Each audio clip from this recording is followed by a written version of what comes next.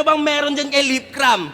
Kengkoy, kupal, attitude na salty, line map, style map, Marichu at Aubrey.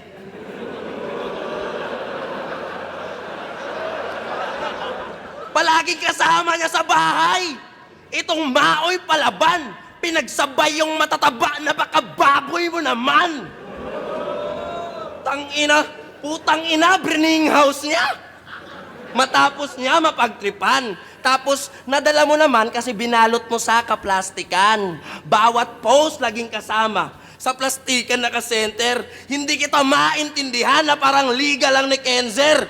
Baka sabihin content lang. Usus morbida, do you remember na yung last ko nilaglag ay social media influencer?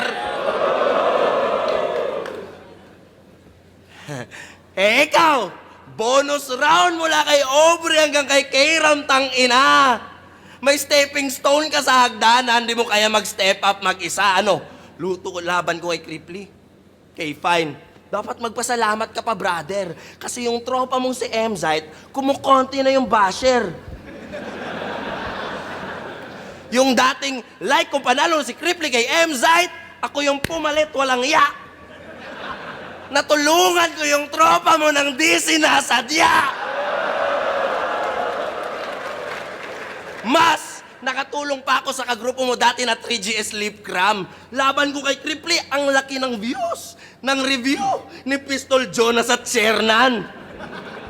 Sa akin napunta lahat mga bashers na MZ, kaya wag mag-trip dyan. Tapos binuhay ko pa yung sayaw-sayaw na ligasiya ni Lil Jon. Bilang veterano, anong feeling na sinumbatan ka lang ng rookie? Di ba ganito din ginawa mo nung inaway mo si Looney? Hindi niya sinipot si Apex, sinira yung event kahit may bayad naman siya. Tapos piniplex niya pa kay GL na yung old god tawag daw ng tawag sa kanya. Paanong di ka tatawagan? Eh may down payment ka na nga daw.